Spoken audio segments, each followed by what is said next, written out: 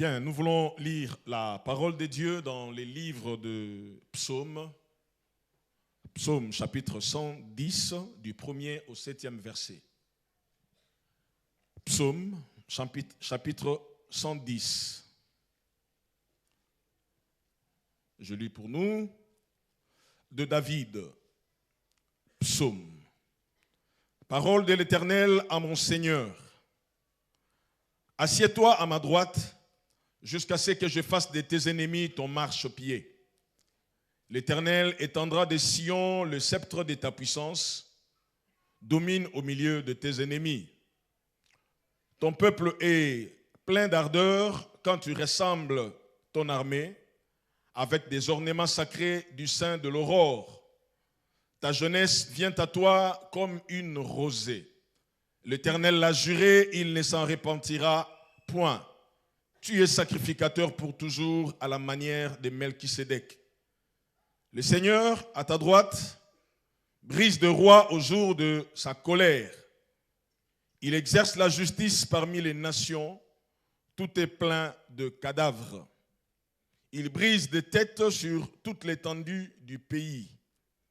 Il boit au torrent pendant la marche.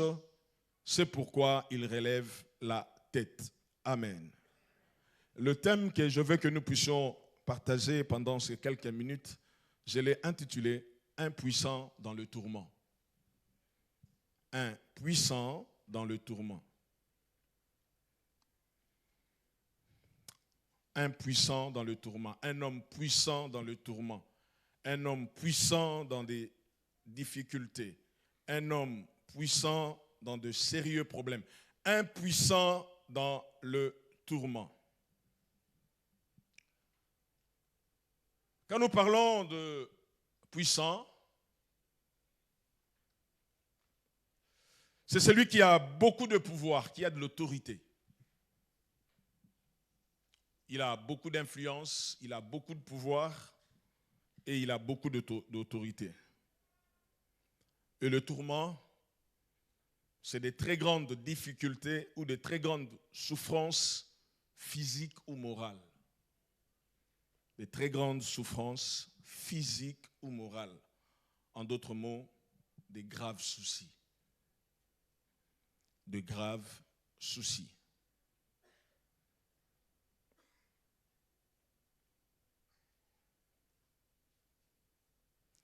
Dans notre vie, d'une manière ou d'une autre, il nous arrive de connaître des moments de tourment, des moments de soucis. Si depuis que tu es né jusqu'à aujourd'hui, tu n'as pas eu de soucis, tu n'as pas connu de tourment, je t'acclame. Je te dis bravo et fais de ton mieux que tu continues comme ça. Mais si tu es humain comme moi, si tu n'en as pas encore connu, tu en connaîtras. Si tu as déjà connu, tu en connaîtras encore, mais tu ne mourras pas. Plusieurs éléments, plusieurs événements, plusieurs situations peuvent nous mettre dans le tourment. La présence d'une maladie grave ou incurable dans ta vie personnelle ou dans la vie de ta famille. Un bon matin, tu te lèves, tu ne te sens pas bien.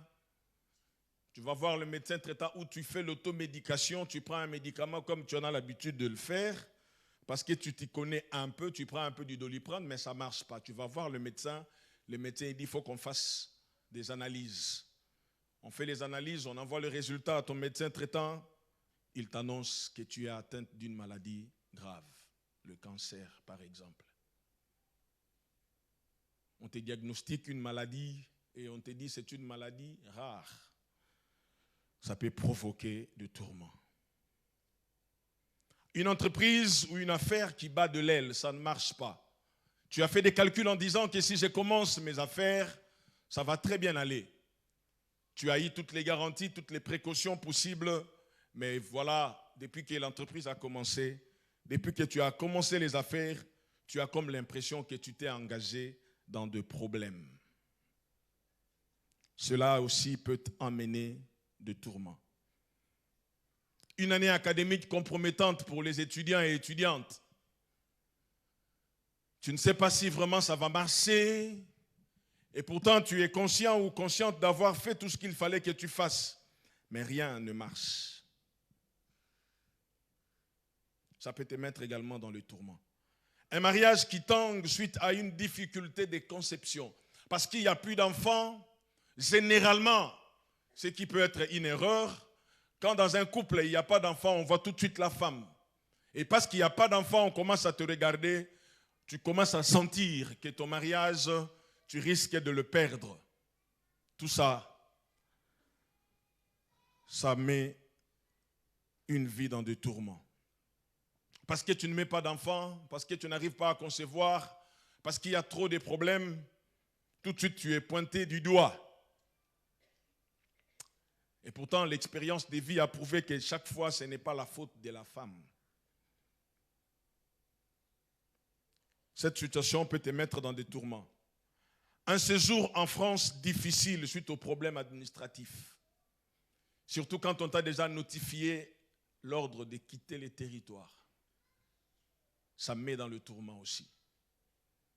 Donc, plusieurs événements, plusieurs raisons peuvent justifier pourquoi on peut se retrouver dans le tourment. Mais avant d'aller loin, j'aimerais vous dire 3 vérités qui vont nous aider à comprendre beaucoup de choses. Premièrement, c'est que, comme je l'ai dit au début, dans la vie, on connaît au moins un moment de tourment. Un moment, au moins. Comme je l'ai dit, si tu ne l'as jamais connu, tu peux me dire, je ne suis pas concerné par cette prédication, mais je vais utiliser l'expression du pasteur Papicho. Prends ces messages même à crédit, mets-les dans ton compte épargne. Ça t'aidera à faire face le jour où le problème arrivera. J'aimerais également te dire que dans la vie, tout arrive également à tous. Tout arrive également à tous.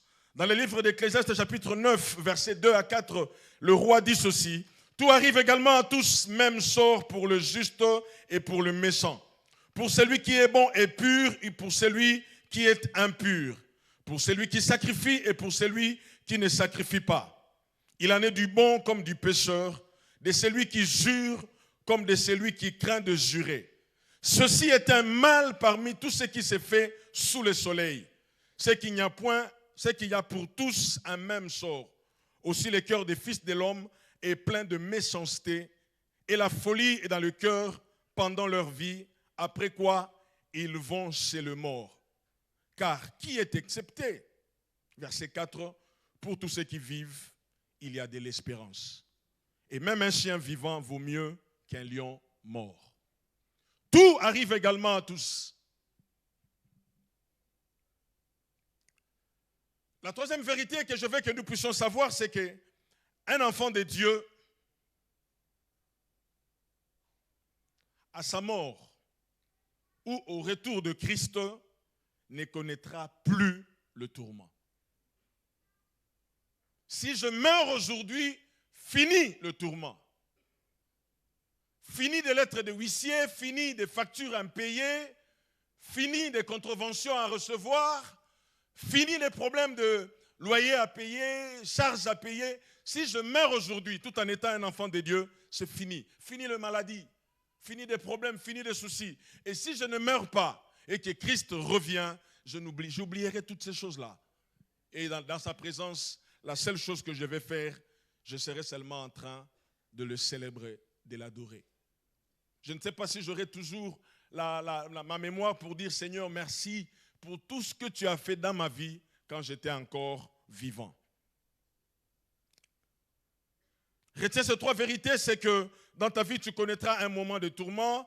Tout arrive également à tous. Le jour de ta mort, si tu es un enfant de Dieu, tu oublieras le tourment. Et si Christ revient chercher ton église et que tu pars, tu oublieras le moment de tourment. Tout arrive également à tous. Le texte que nous venons de lire, le théologien appelle cela un psaume messianique, parce que ça parle réellement de Christ. Et d'ailleurs, si vous voyez tout ce qui est écrit, on sent vraiment que ça s'adresse à Christ. Mais cependant, je veux que nous puissions comprendre une chose, Si ce texte est adressé à Christ, Jésus, cela également nous est adressé parce que nous sommes de petits Christ.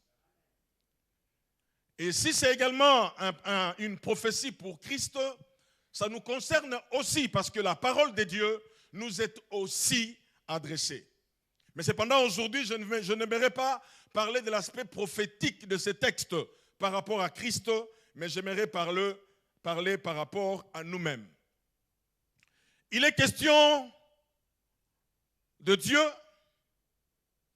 et d'un homme puissant. Dans une version, la version que nous avons lue, on parle du Seigneur. Dans une autre version, la version le Semeur, on parle du Maître. La version Bible de Semeur, la version Parole de vie plutôt parle du Maître, et la version le Semeur parle de Seigneur. Dans une autre version, on parle d'un roi. Quoi qu'il en soit, que ce soit le Seigneur, que ce soit le Maître, que ce soit un roi, ce terme-là, quand il est utilisé sur une personne, on comprend tout de suite que cette personne est un homme puissant. Il est fort, il est puissant. Mais quand nous lisons ce texte, nous étudions cela, nous allons comprendre, comme j'ai dit tout à l'heure, que tout arrive également à tous. La Bible me fait comprendre rien qu'au premier verset, la Bible dit « Parole de l'Éternel à mon Seigneur ». Dans une autre version, on dit « Parole, déclaration ». Le Seigneur déclare à mon maître « Assieds-toi à ma droite ». Cela est adressé à un homme fort. Ce n'est pas un monsieur lambda. Ce n'est pas un monsieur quiconque. Ce n'est pas n'importe qui est dans le tourment dans ce texte. C'est le roi, c'est un seigneur, c'est un maître. Et quand nous étudions ces textes, nous allons voir beaucoup d'éléments qui nous prouvent que la personne à qui ce message est adressé, ce n'est pas un simple monsieur. Au verset 1er, on l'appelle maître, on l'appelle seigneur. Au verset 2, on parle de ton pouvoir. Tu commanderas. Écoutez comment le verset 2 dit. L'Éternel étendra de Sion le sceptre de ta puissance. Domine au milieu de tes ennemis. Dans une autre version, les versions par exemple, le Parole de vie dit ceci au verset 2. Le Seigneur étendra ton pouvoir depuis le temple de Sion et tu commanderas. Ce n'est pas un homme simple. Ce n'est pas un subalterne, c'est un chef. Il sait commander. Au verset 3, on parle encore de lui en disant « Ton peuple ». Ce n'est pas un homme solitaire. Il a tout un peuple derrière lui. Et on parle également de ton armée. Il a une armée. Donc quand nous voyons ces éléments, nous comprenons vraiment que cet homme, c'est un homme fort. C'est un puissant. Mais dans sa vie, il a connu des problèmes. Quel était son problème? C'est Dieu lui-même qui annonce ses problèmes. Dieu lui dit « Assieds-toi à ma droite jusqu'à ce que je fasse de tes ennemis ton marchepied. » Il est fort. Il est puissant, il a toute une armée, il a un peuple derrière lui, il a des enfants, il a un mari, il ne connaît pas des difficultés de basse classe. Rien ne peut le faire reculer, mais cependant dans sa vie, il n'a toujours pas des amis, il n'a toujours pas des gens qui l'acclament, il a aussi des ennemis. Un ennemi, c'est une personne qui te veut du mal, qui cherche à te nuire et qui t'est très hostile. Il ne veut pas de ton bonheur. Il ne veut pas que tu sois tranquille. Il ne veut pas que tu évolues. Il ne veut pas. Il est hostile à ton progrès social. Il est hostile à ta réussite. Il en veut à ta stabilité. Il est ennemi à ton foyer, à ton couple. C'est un ennemi. Il en veut à ton mariage.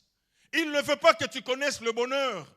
Quand il t'a vu peut-être le jour où tu mettais ta robe blanche, il se disait oui. Si je n'ai pas réussi à l'empêcher de ne pas se marier, je vais l'empêcher de jouir du bonheur dans ce mariage. Un ennemi ne veut pas que, en tant qu'individu, tu puisses évoluer, que tu puisses progresser. Mais non seulement en tant qu'individu, l'ennemi veut aussi en tant que groupe, en tant qu'Église, que nous ne puissions pas évoluer. Il est hostile à notre progrès, il est hostile à notre croissance, il est hostile à notre expansion et à notre épanouissement. Il ne veut pas que nous puissions aller de l'avant. Il ne voudrait même pas que nous puissions embellir ces lieux. Quand il entend parler des projets bêtés, bâtissons le temple, ils disent, mais c'est quoi ça? Pourquoi des millions pour aménager cela? Pourquoi ne pas envoyer cet argent chez le pauvre? Calmez-vous, ce que nous faisons dans le secret, vous ne le savez pas. Mais nous voulons embellir ces lieux pour la gloire de notre Dieu et pour que nous puissions célébrer Dieu dans des conditions idéales. Il ne veut pas que les choses puissent avancer. C'est un ennemi. Il nous est très hostile. Il veut vraiment que les choses ne marchent pas bien. Ce roi, je me suis posé la question de savoir qui étaient ses ennemis. Est-ce que c'était ses opposants? Est-ce que c'était des gens qui en voulaient à son trône? Des gens qui voulaient l'éjecter de son siège? Ou qu'est-ce qui s'est passé? La Bible ne me donne pas la vraie raison, mais seulement je constate qu'il avait des ennemis parce que Dieu en parle. Comment est-ce que Dieu sait cela? C'est normal. Il est le Dieu qui connaît tout. Sûrement, il a vu que cet homme a des ennemis. Peut-être qu'aussi parce qu'un jour, le roi a prié en disant, Seigneur, viens au secours. Mes ennemis sont nombreux. Viens m'aider. Il est un peu troublé. Il est un peu perdu dans ce que nous sommes en train de voir. Une personne dans le tourment voit son quotidien changer. Un homme qui est perturbé par les événements, un homme qui est troublé par le tourment, il voit son quotidien changer. Il était bien tout souriant. Quand il venait à l'église, il saluait tout le monde. Il ne voulait pas rentrer très tôt parce que vive la communion fraternelle. Au nom de la communion fraternelle, il voulait être là. Quand il s'était marié, il était tout joyeux, tout joyeuse, tout content, toute contente. Mais suite au tourment, son quotidien a changé. Il ne vient plus à l'église, alors qu'autrefois, il appelait l'église la maison de mon père. Mais il a abandonné. Un homme qui est pris dans le tourment, il voit son quotidien changer, consciemment ou inconsciemment. Ce sont les autres, des fois, consciemment, il sait lui-même que ma vie de tous les jours a changé. Mais des fois, ce sont les autres qui voient. C'est bizarre, il n'est plus comme il était avant. Hein? Oui, il y a le tourment. Vous allez voir quelqu'un qui est pris dans le tourment, il commence à soliloquer, parler tout seul en cours de route. Il commence à faire des gestes qui traduisent son mal-être. Vous allez voir quelqu'un qui parle et qui fait des gestes dans la rue, vous vous demandez, mais il parle avec qui? Il n'est pas en train de monologuer, mais il est en train de soliloquer. Il parle tout seul, il n'y a personne à côté. Mais il exprime par des gestes.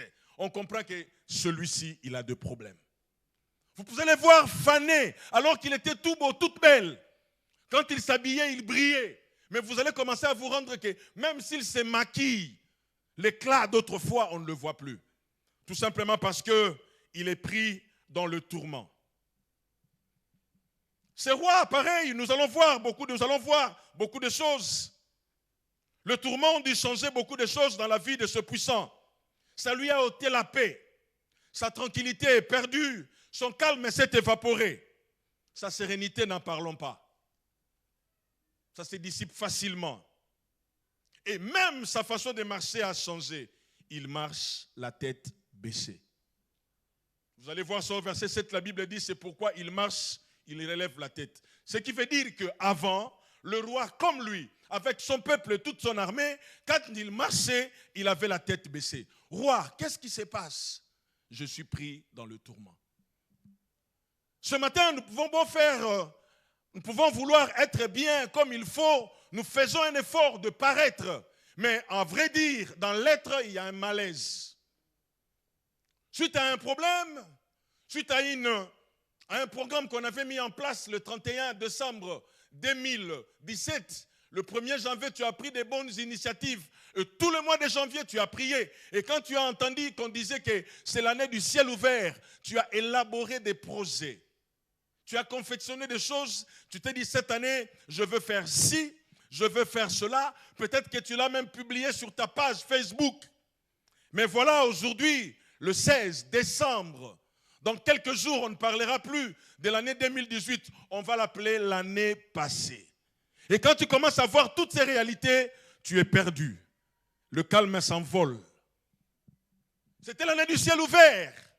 Tu as eu des prophéties, tu as prié, tu as eu des visions, tu avais la foi en disant, cette année, je verrai ceci, cette année, je verrai cela, cette année, je ferai ceci. Mais voilà, bientôt la fin de l'année. Tu te poses la question de savoir, est-ce que réellement le ciel était ouvert ou c'était une simple déclaration? Alléluia. Perturbé, troublé. Si tu as perdu ton calme, tu as perdu ta sérénité, laisse-moi t'informer que de plus puissants que toi ont connu cela. Nous lisons un roi. Waouh. Qu'est-ce qu'un roi qu'est-ce qui peut bouleverser sa vie? Est-ce qu'un roi a vraiment la raison de craindre les ennemis? Il est le puissant, il est fort, il a toute une armée derrière lui. J'aime beaucoup donner l'illustration. Quand le président américain Obama s'est rendu au Mali, c'était à la période où les islamistes, les djihadistes, les terroristes faisaient parler d'eux au Mali. Le président américain s'y rend avec une de ses filles. Quand il descend de l'avion, il descend sereinement, tout sûr de lui. Il n'a peur de rien. Mais lui, il ne m'a pas intéressé. C'était sa fille qui m'intéressait quand elle descendait de l'avion. Sans souci. Elle ne panique pas. Il fallait au moins qu'elle tremble en disant non, on est au Mali, il y a des attentats. Non, elle est calme. Je me suis posé la question de savoir pourquoi cet enfant est calme. Parce qu'elle sait qu'elle est la fille du président des États-Unis. Elle sait, même si je tombe, moi je ne calcule pas ma sécurité, mais il y a des hommes qui sont payés, qui doivent veiller sur ma sécurité matin, midi, soir. Même quand elle se rendait dans une boîte de nuit, les gens devaient être là pour sa sécurité. Quel calme pour cet enfant. Elle est sûre d'elle. Donc le roi ici, si l'enfant d'un président pouvait avoir une telle conception, j'imagine comment était son père. Son père ne calculait même pas, ne se posait pas la question, est-ce qu'on atterrit? Il n'a même pas posé la question, est-ce que l'avion va décoller, est-ce qu'on va atterrir? Non. On lui a dit, monsieur le président, c'est bon. Il rentre dans l'avion, on décolle, on lui dit, dans quelques minutes, on va descendre. Quand il atterrit, il ne se pose pas la question, est-ce qu'il pleut, est-ce qu'il y a de la boue? Non, il sait qu'il descend. Mais le roi ici, c'est un peu bizarre. Quand j'ai lu ça, j'ai dit, waouh, l'homme n'est qu'humain. Mais ce qui fait la joie dans cette histoire, c'est de savoir que cet homme puissant, il a un tout-puissant. Il a Dieu. Combien d'entre nous commettons l'erreur quand on commence à avoir un peu de moyens? Quand on commence à avoir un peu de moyens, on commence à croire comme si l'histoire des dieux là, vos histoires des dieux, appelez ça comme vous voulez, vos histoires des dieux là, un jour tu chercheras ces dieux. Le roi a compris que malgré sa puissance, malgré sa force, sans Dieu, il n'est rien. Il a compris que malgré tout ce qu'il peut avoir, malgré les études faites, malgré la multiplication des diplômes qu'il accumule, il sait que sans un tout-puissant, je ne suis rien. Bien-aimés dans le Seigneur, posez-vous la question, pourquoi des hommes que nous voyons, que nous estimons puissants, cherchent à avoir des protections, des choses comme ça? Parce que l'homme sait toujours que dans sa vie, seul il ne peut rien. Alors l'homme cherche toujours à avoir un super, un puissant, quelqu'un qui peut être au-dessus de lui pour s'occuper de lui. C'est pour cela que vous allez voir dans le monde comme le nôtre, soit tu as le diable, soit tu as Dieu. Le roi a compris. Lui au moins il était sage. Après avoir réfléchi, il dit, je peux avoir des magiciens, je peux avoir des gens qui peuvent me dire des choses, je peux avoir des sorciers et autres.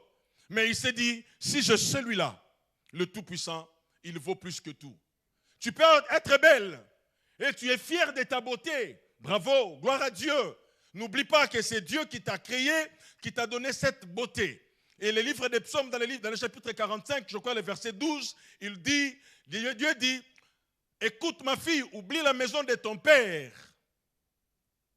Le roi porte son désir sur ta beauté. Comme il est ton Seigneur, rends-lui tes hommages.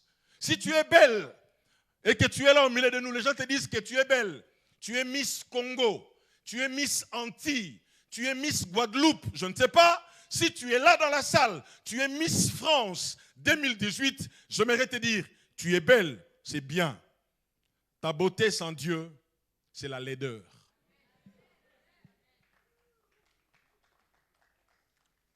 Le roi est puissant, il est fort. Mais il a compris tout de suite que la force, la puissance, les armées sans Dieu, c'est la faiblesse. La Bible dit, ce ne sont pas les chevaux qui sauvent le roi. Il a compris cela. Alors c'est Dieu, ce roi, il a compris, il a fait des choses en amont. Avant que les troubles n'arrivent, lui, il a déjà créé une certaine relation avec un Dieu. Il crée sa relation. Peut-être qu'au jour d'aujourd'hui, tu ne vois pas vraiment ce que Christ t'apporte. Certes, on t'a dit que tu as la vie éternelle, mais quand tu t'examines comme ça, tu ne vois pas cette vie éternelle. On te dit, Christ, quand tu l'as, il va te donner la paix. Tu te regardes, tu dis, mais je ne vois vraiment pas ce que Christ a apporté. Comme une femme m'avait posé la question, il me dit, pourquoi il faut seulement croire en Jésus? À chaque fois que je lui donnais des raisons, il disait, mais ça pour le faire, je n'ai pas besoin de Christ. Jusqu'à ce que je lui ai dit, il faut croire en lui parce que tu es venu de lui. Et il n'y a que lui qui peut te donner ce qui est nécessaire pour la vie. Il me pose la question, qu'est-ce que tu en sais si je venais vraiment de lui? J'ai dit, parce que le monde sort de Dieu. Il me dit, mais est-ce que, j'ai dit, en plus de cela, tu as besoin de vivre éternellement? Elle me pose la question, qui t'a dit que j'ai besoin de vivre éternellement? Je dis, parce que le jour de ta mort, tu vas crier. Tu auras peur de la mort. Le roi a compris la solution. Il a créé une sorte de relation en amont avec Dieu. Il s'est déjà arrangé avec Dieu. Je me suis posé la question de savoir, il a connu Dieu avant qu'il devienne roi ou pendant sa royauté. Peu importe le moment, mais au moins il avait une relation. Bien-aimé, peut-être qu'aujourd'hui, tu ne vois pas ce que la vie chrétienne t'apporte. Peut-être qu'aujourd'hui, quand tu t'examines bien, tu ne vois vraiment pas ce que Dieu t'apporte. Tu dis la paix du cœur. Moi, j'ai toujours connu la paix, même quand j'étais encore païen. Quand tu examines ta vie passée avec le moment où tu es venu à Christ, tu as comme l'impression que ça n'a rien apporté de spécial. Peut-être que tu te dis, quand j'étais païen, c'était encore mieux. Je vivais comme je voulais. Je menais ma vie comme bon me semblait. Je vivais ma vie comme je l'entendais. Mais laisse-moi te dire, tu l'entendais mal. C'est pour cela que tu la vivais de cette manière. Bien-aimé dans le Seigneur, rien ne peut remplacer une relation particulière et personnalisée avec Dieu. Rien. Je peux tout manquer, je peux accepter de tout perdre. Mais ma relation avec le Seigneur, j'en ai besoin tous les jours de ma vie. Je peux manquer des choses, je peux manquer de nourriture, je peux manquer de l'argent, mais rien n'est aussi précieux que la présence de Dieu dans ma vie. Rien. Rien ne peut remplacer une relation particulière avec Dieu. Ce roi également, peut-être que les amis lui demandaient, mais pourquoi tu as Dieu? Pourquoi? Pourquoi tu vas à l'église? Ça, c'est la question qu'on pose souvent. Pourquoi aller à l'église? Pourquoi aller d'ici? Pourquoi faire des kilomètres et des kilomètres pour aller à l'église? Est-ce qu'ici, il n'y a pas d'église? Mais pourquoi faut seulement aller à l'église? Est-ce que tu ne peux pas prier seul à la maison? Pourquoi? Pourquoi tu t'empêches de ceci? Pourquoi tu t'empêches de cela? Pourquoi tu vis comme ça? Pourquoi tu vis comme ça? Mais pourquoi Dieu? Frère, c'est que les gens oublient. C'est que tout est question de la source. Quand Dieu a commencé à créer les cieux et la terre, Dieu a créé beaucoup de choses. Mais quand il était question pour Dieu de créer le poisson, Dieu n'a pas pris la terre pour faire des poissons. Dieu a ordonné aux eaux en disant que les eaux produisent toute espèce de poissons. Il y eut des poissons, c'était normal.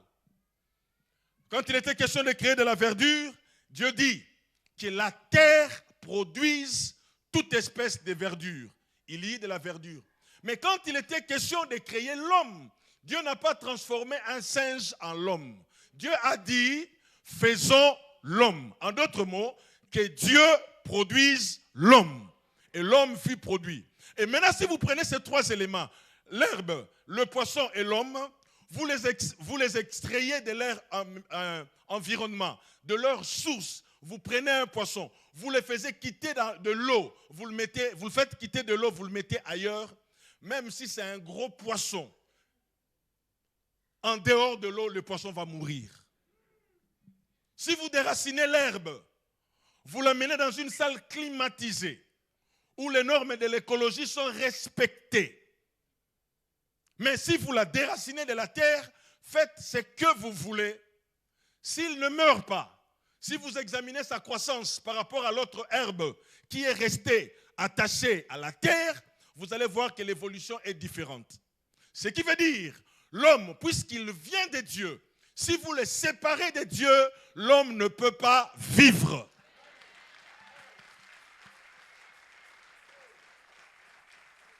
Je viens de Dieu. Dieu est ma source. Dieu m'a engendré. Je suis sorti de Dieu, comme disait Jésus. Donc moi, tel que vous voyez là, pour que j'existe, il a fallu qu'un jour Dieu dise, faisons l'homme. Comme je viens de Dieu, je comprends que mon épanouissement, que ma prospérité, mon évolution est conditionnée à mon attachement à Dieu. Donc si vous me demandez pourquoi tu vas à l'église, parce que ma vie dépend de Dieu. Et ça, le roi l'a compris. Mais malheureusement, beaucoup de personnes ne l'ont pas compris. Les gens ont cru que Dieu, c'est un mythe. C'est quelque chose qu'on raconte tout simplement. Les gens pourraient, Dieu, c'est une histoire.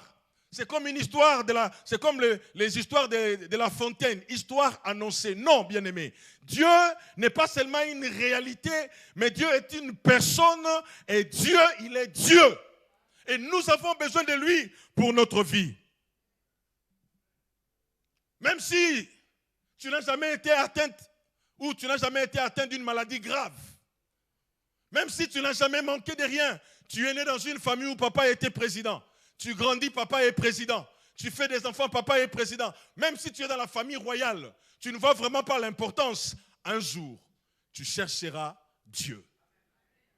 Un jour, tu le chercheras.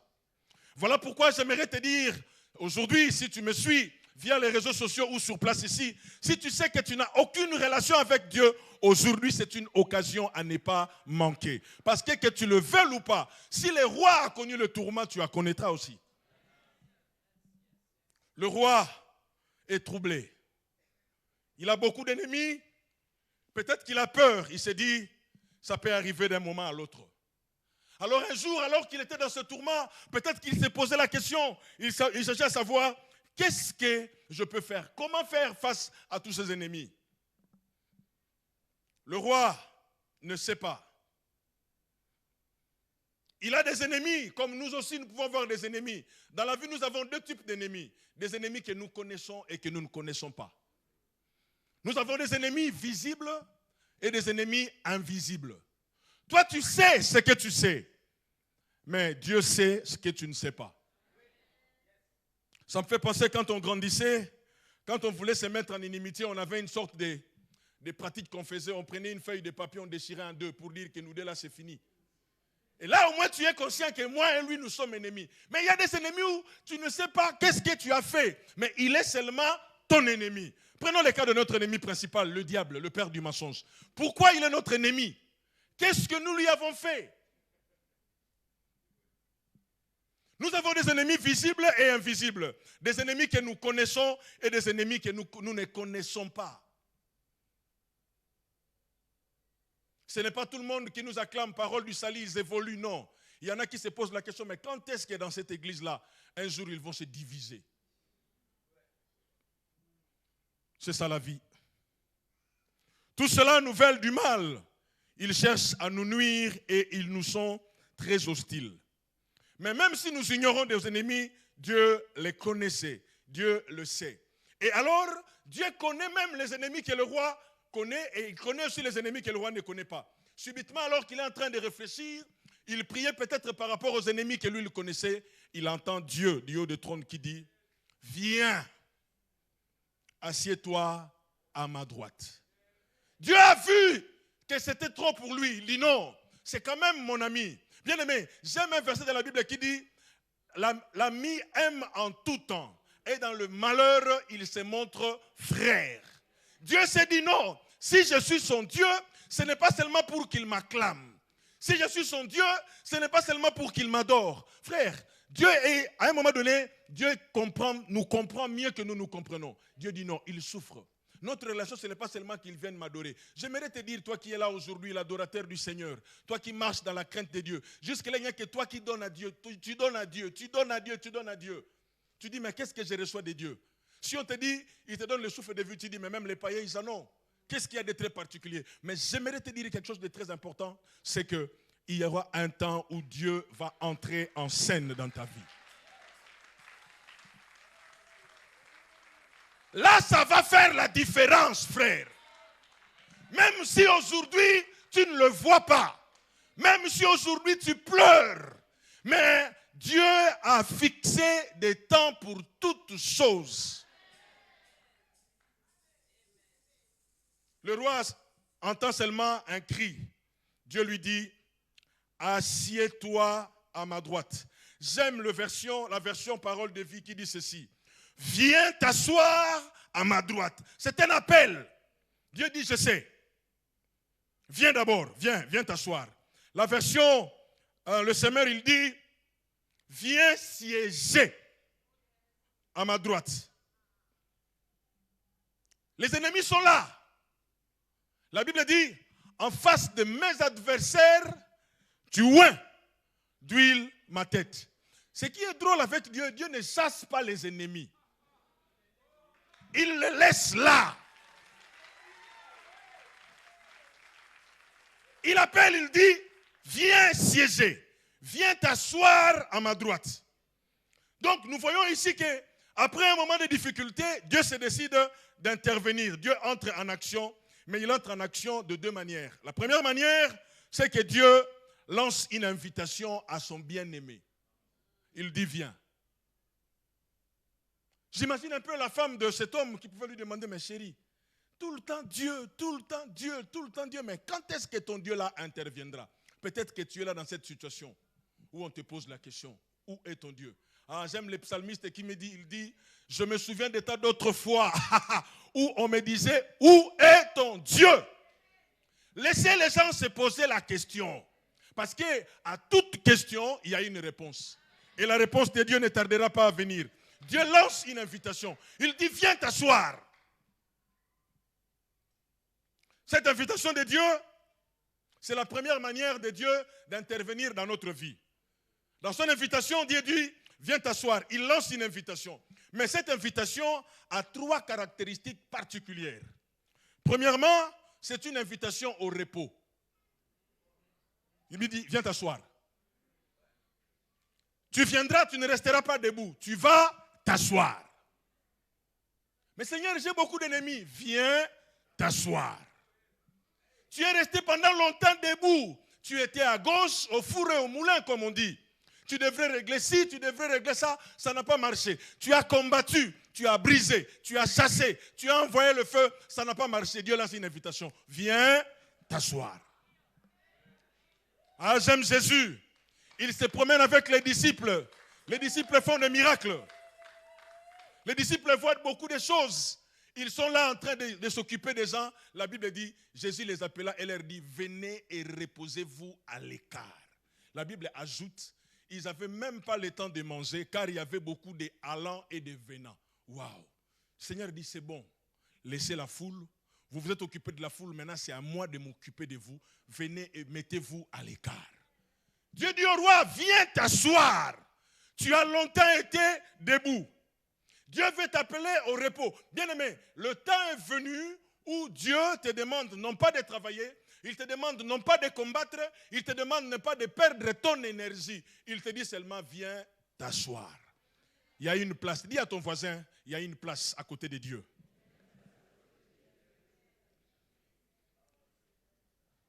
Viens t'asseoir. Dieu ne dit pas viens travailler, mais viens t'asseoir. S'asseoir est une position d'attente et de patience. Vous savez, dans toute salle d'attente, même du pays les plus pauvres, il y a des sièges. Viens t'asseoir. Ce qui veut dire attends. Dans le livre d'Ésaïe chapitre 30, versets 15 à 19, la Bible dit: car ainsi a parlé le Seigneur l'Éternel, le Saint d'Israël. C'est dans la tranquillité et le repos que sera votre salut. C'est dans le calme et la confiance que sera votre force. C'est dans le calme, calme. Dis à ton voisin calme. Non, tu t'es beaucoup inquiété, tu as beaucoup pleuré, tu t'es agité dans beaucoup de choses. Jésus disait à Marthe, il dit: Marthe, Marthe, tu t'inquiètes et tu t'agites pour beaucoup de choses. Une seule chose est nécessaire. Marie a choisi la bonne part. Quelle était la part de Marie? S'asseoir à côté de Jésus. Bien-aimés, asseyez-vous.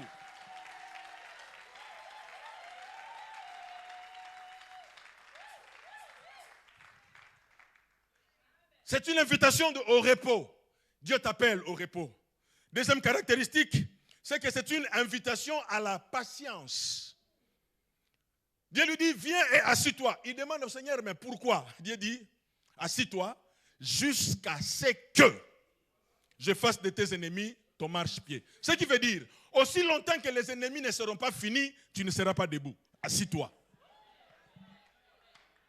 Tu essaies à gauche, à droite, ça ne marche pas. Dieu te dit: assis-toi. Maintenant, tant que tu es assis, sois patient.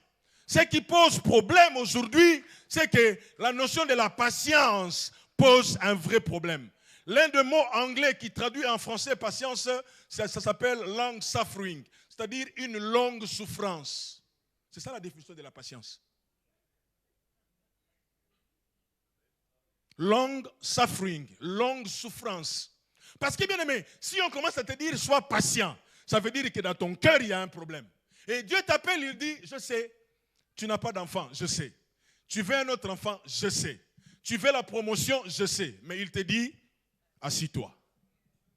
Jusqu'à ce que. Mais Seigneur, l'âge commence à avancer. Assis-toi.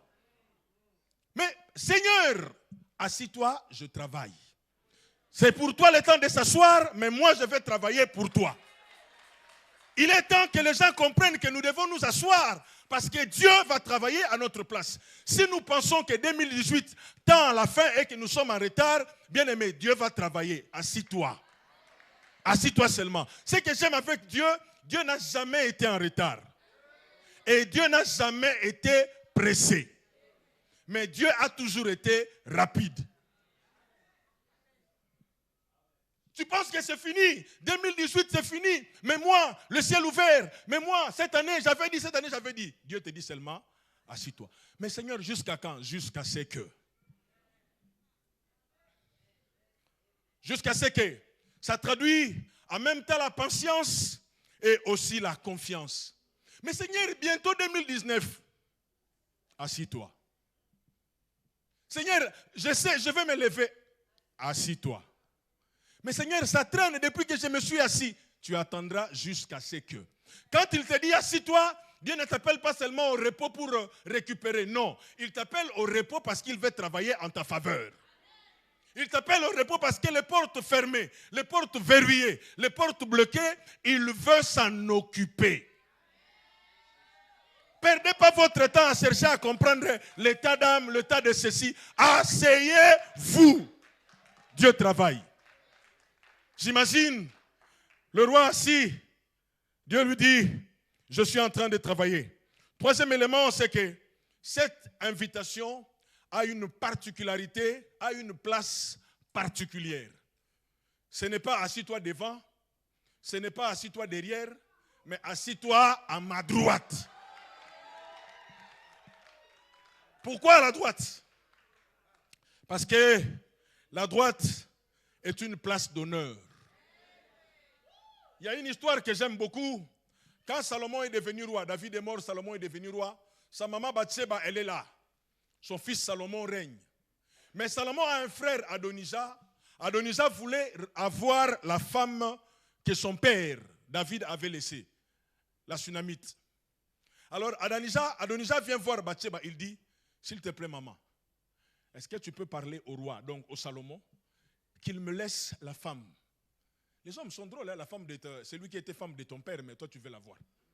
Il dit, est-ce que je peux avoir cette femme-là? Alors, Adonija dit, Bathsheba dit à Adonija, c'est pas grave, je vais en parler au roi. Écoutez l'histoire. Bathsheba s'est rendue auprès du roi Salomon pour lui parler en faveur d'Adonija. Le roi se leva pour aller à sa rencontre. Il se prosterna devant elle et il s'assit sur son trône. Écoutez la suite.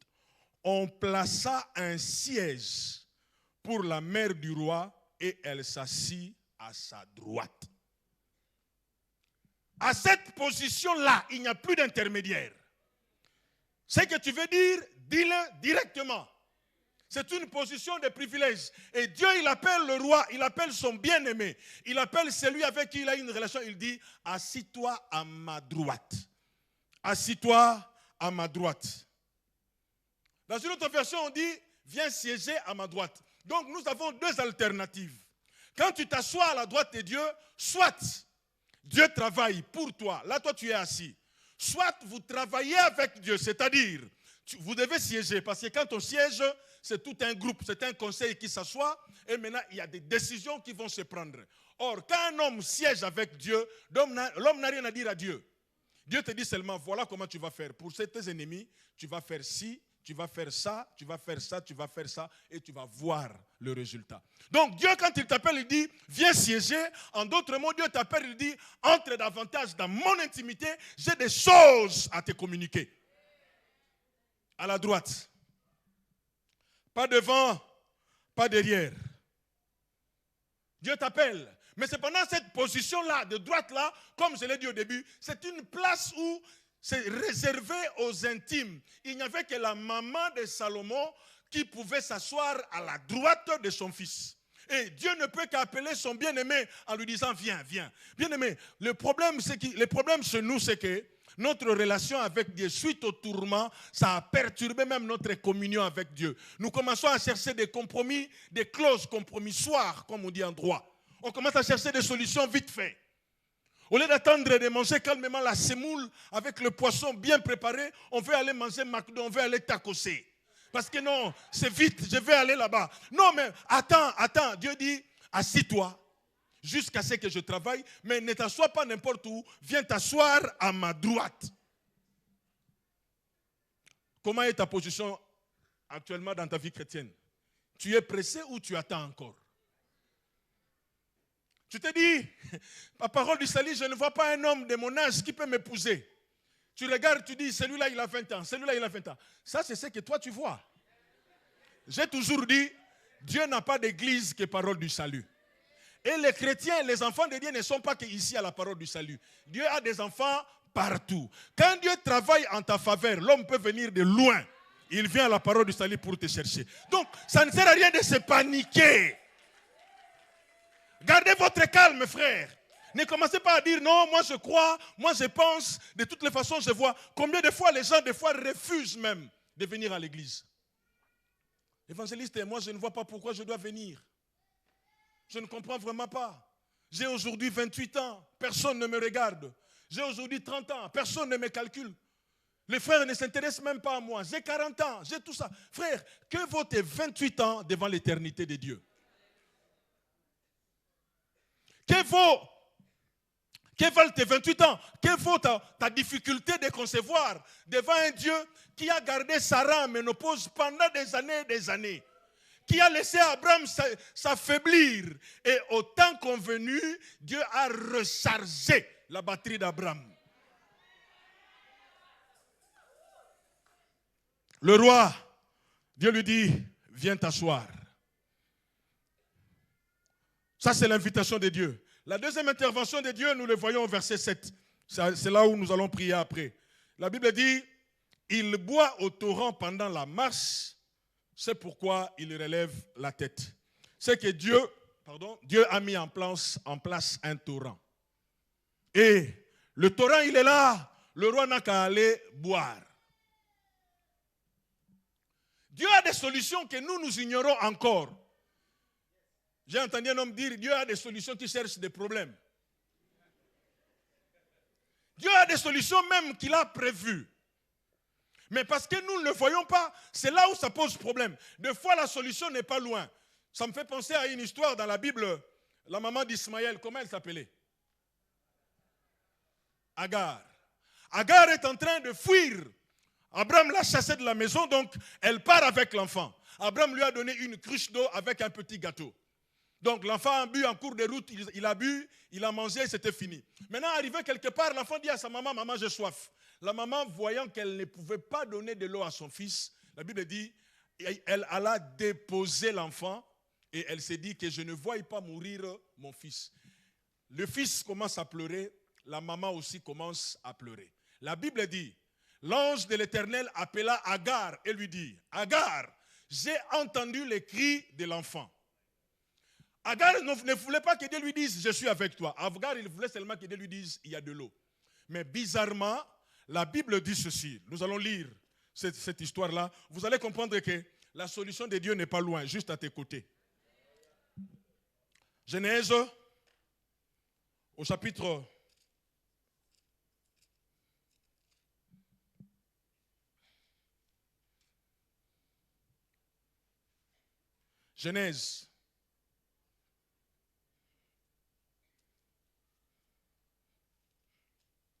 21.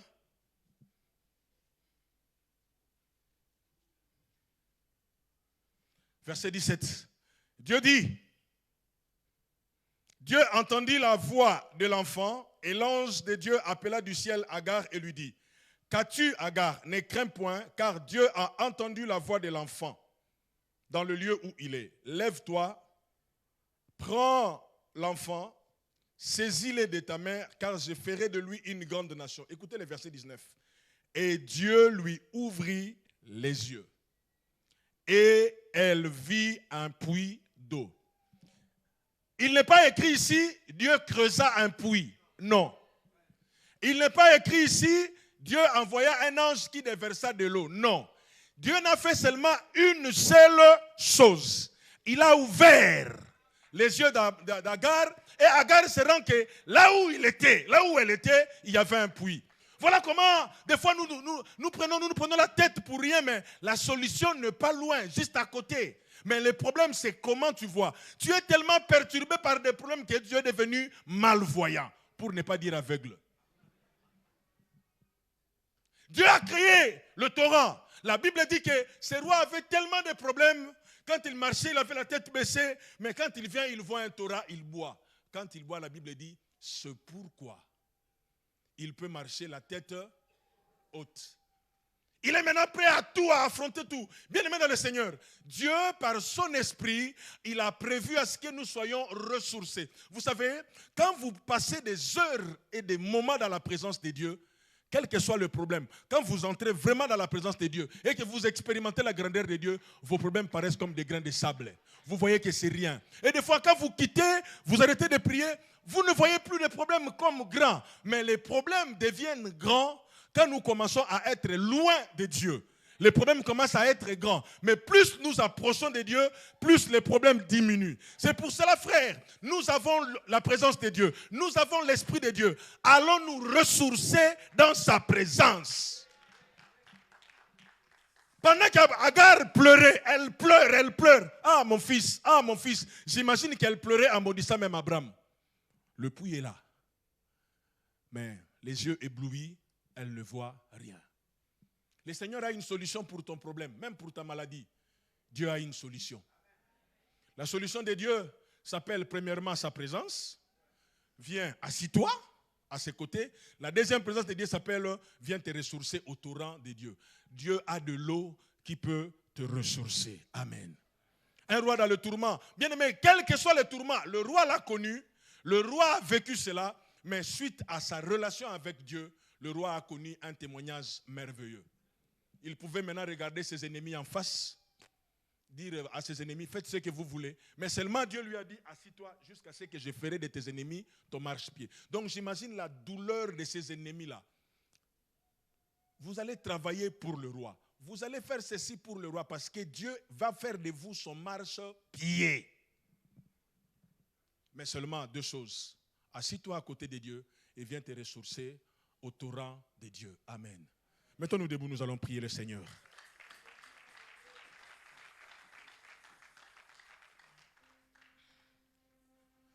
Je ne sais pas s'il faut vraiment que je fasse des appels, mais si je vais faire un appel, je vais demander à tous ceux qui sont là, si tu sais que tu n'as pas une relation particulière avec Dieu, si tu sais que tu n'as pas une relation particulière avec Dieu, si tu es là, avance.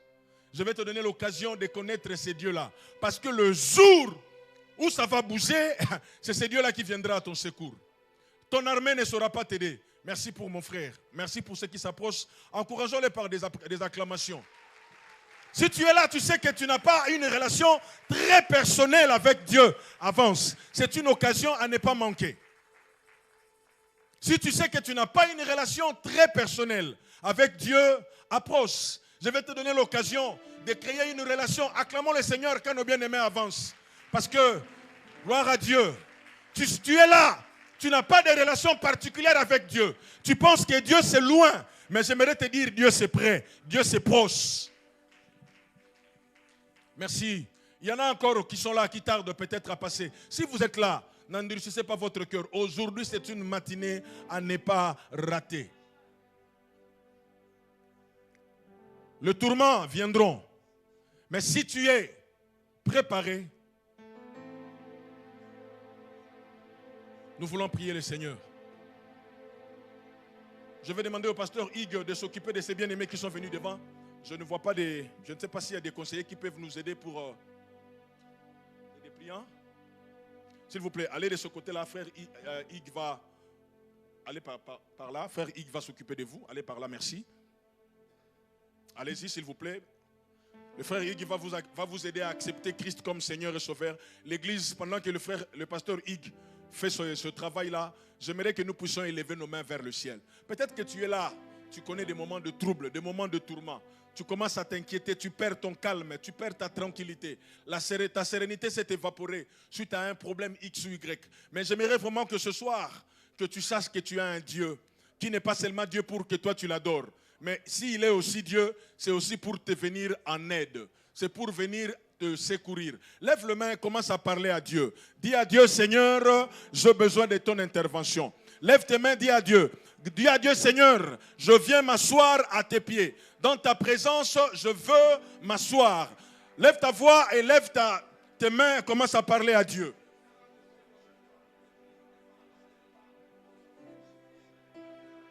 Église, levons nos mains et levons nos voix également, prions Dieu.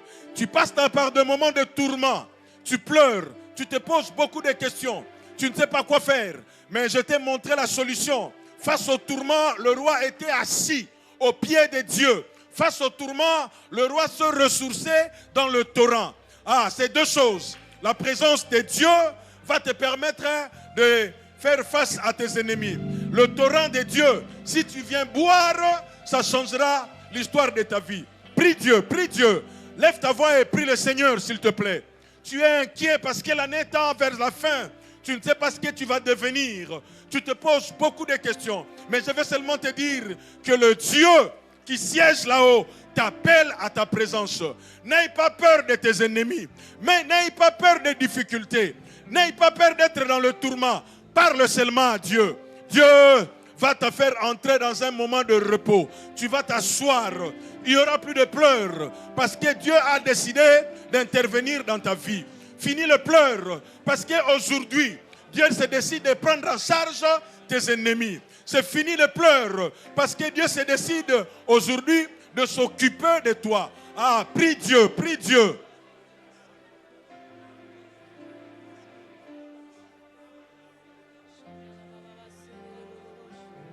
Alléluia. Seigneur, merci.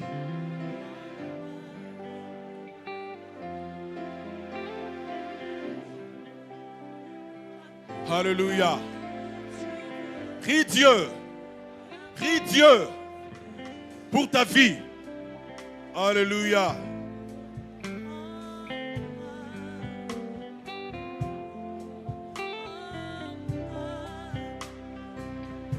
Alléluia. Prie Dieu, prie Dieu, prie Dieu.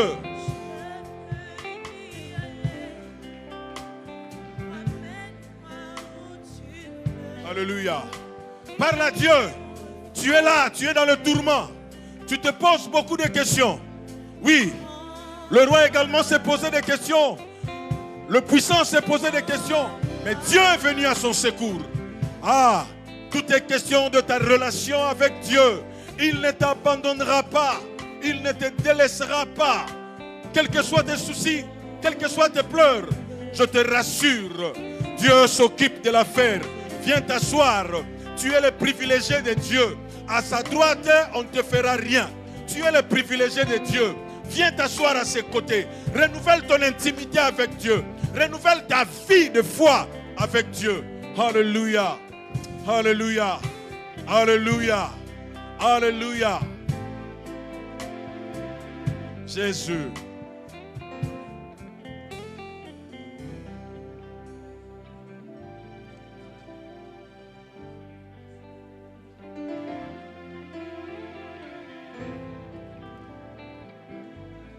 Écoutez, je vais prier pour des couples. Nous voulons prier avec des couples qui sont sans enfants et qui commencent à connaître des soucis par rapport à cela. Peut-être que tu es ici, tu es en sursis parce que tu n'arrives pas à concevoir. Ça te crée de sérieux problèmes. Peut-être que tu n'as pas de soucis, tu n'es pas en sursis, mais tu as cette difficulté-là de concevoir. Il y a toujours un problème. Si tu es là, tu vas avancer. L'église, nous allons implorer la main de Dieu pour nos bien-aimés. Si vous êtes là, avancez devant. Nous voulons prier pour vous et avec vous. Que le Dieu du ciel vous soit favorable. Le Dieu qui met un terme à vos ennemis. Il veut également clôturer cette histoire. Vous êtes là, vous avez un problème de conception. Ne regardez pas qui vous êtes, comment vous êtes. Mais si vous voulez expérimenter la grâce de Dieu, le miracle de Dieu, approchez. Nous allons prier Dieu. Nous voulons prier le Seigneur. Je sais que c'est un Dieu capable. Tu es là, tu as des problèmes. Alléluia. Gloire au Seigneur. Église, élevons nos mains vers le ciel, s'il vous plaît.